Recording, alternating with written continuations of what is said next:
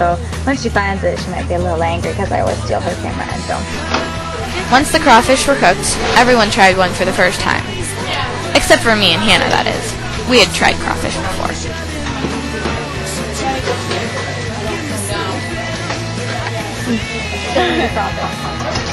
so interesting. Yeah, it's interesting to see her eat it for the first time. I am. Oh, well, pretend like you didn't. I mean, you didn't have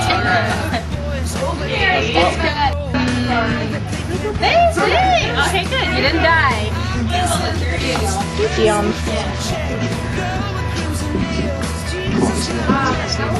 You good? I know. You look like you're. I'm not liking this yellow stuff. This is it. Eat it. Yep. That's really good. Overall, our social experiences in New Orleans were a lot of fun. Great, you're old. Are you recording? Okay. Yeah. You guys so far? We were always getting along, whether we were playing cards, word games, singing, or just being crazy.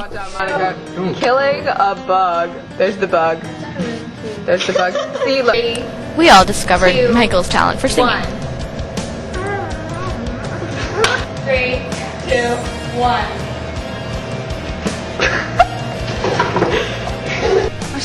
We spent hours playing our favorite card game, Egyptian Rescue. I was usually victorious.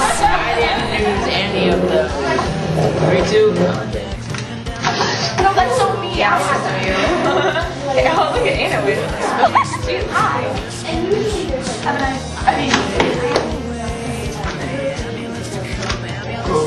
Oh my God. Where did you look at that? My camera was stolen from me plenty of I'm times. sorry, Monica, for taking up your tape, but this was fun. Bye. Bye, Hannah. Hello. Monica doesn't know I'm filming this.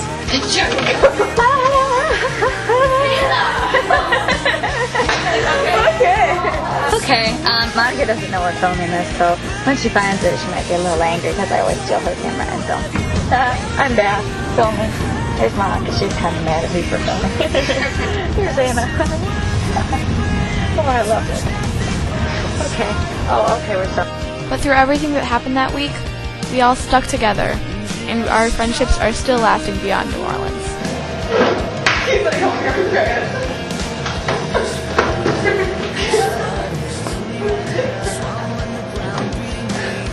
Okay, so I'm filming.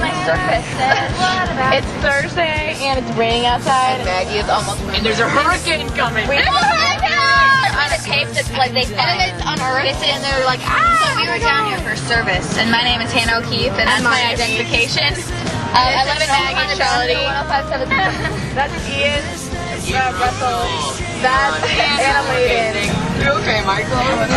Where We're taking care of it. In the process of working, Christopher Holmes became our new home away from home. The guys stayed in room 315. For a day, at least, until their air conditioning broke and they were moved to 316. Us girls stayed in room 110. We got to know some of the residents living there.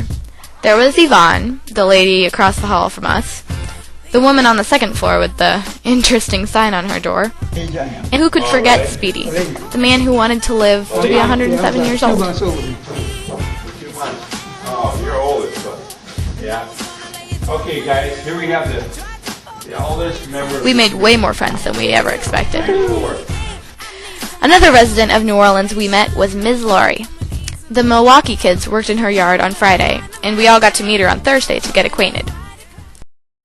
We met some of her family, heard about her dad, and listened in sadness to her story of Hurricane Katrina. If I had to speak about Katrina, just on a personal note, it was more or less of a,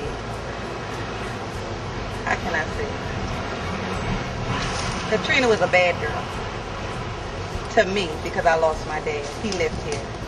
And he tried to make it to the Superdome. And he didn't make it. He drowned. The neighbors told me, matter of fact, the guy right here said that he saw my dad just run out the house. So I'm assuming that my dad was sleeping on the floor, and because he liked to sleep and watch TV right in the living room. And when the water came up, it startled him. So he ran out the house and literally in shock.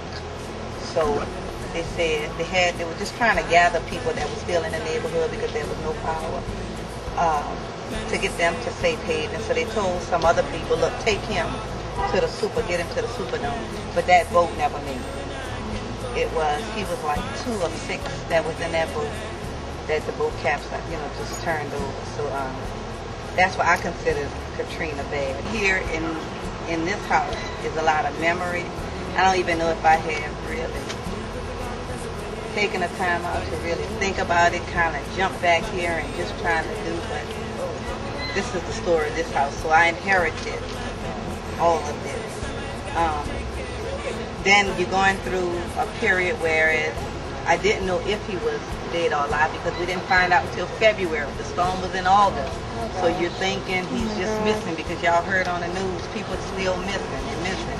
So we looked from August, September, October, November, December, January. Then you get the call in February that there was a DNA match. So many emotions in New Orleans. You see people going through just rebuilding, but I don't know if any of us has really taken the time to think about what we've been through. I don't know if it's good or bad or what, or how we're dealing with it. But with the support of friends, to see you all, it's a bittersweet situation, and it's only with the strength of the good Lord that we can press on and move on. It's only through the strength of God that we can make it, that our mind we can overlook it. Because as you go through and you see all the water lines, that'll mess you up alone. I can't even fathom there being 5-6 feet of water in this block. I cannot see it. I cannot see my daddy trying to make it to the Superdome when he had all of this. He could have went upstairs and survived. So you just set your sights on something higher and really trust in God to say, I just have to press on. So that's the only thing I can say, about New Orleans. On Monday, we went through New Orleans in 2 cars. The car I was in with Hannah, Ian, and Anna had Jocelyn as the tour guide. This was where the effects of Hurricane Katrina really began to hit us. Like, the signs here are really kind of funny because Katrina wasn't only just like a storm and like a lot of water, but it was a lot of wind too. And so, like, if you look, a lot of the street signs are like turned around, or like one of my favorite signs is like a one-way sign going this way, and on the same pole there's a one-way sign going this way. I'm like, I don't know which way. Is it both ways? I'm really confused. Or like a stop sign that's like upside down on the same bar. When you have gusts of wind that are like 125 miles per hour, it'll remove street signs or change them or take trees out of the ground and uproot trees too.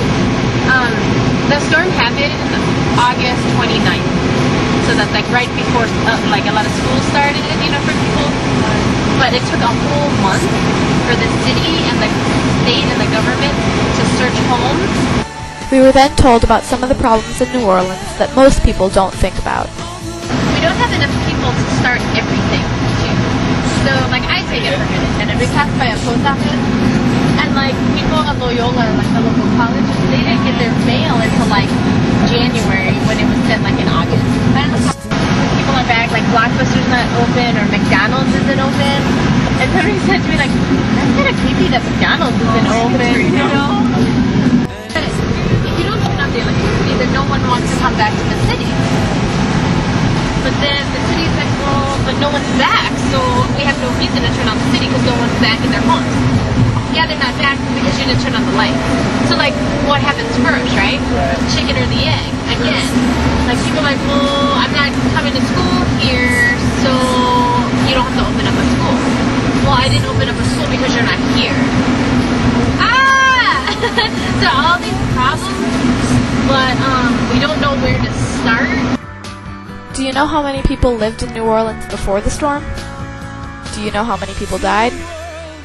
Well, neither did we, until Jocelyn told us. It's about 500 million, so it's about 484,000 people here before Katrina happened. So when you think about in the grand scheme of things, 1,000 is not too many, but that's still 1,000 lives, still 1,000 families that were affected by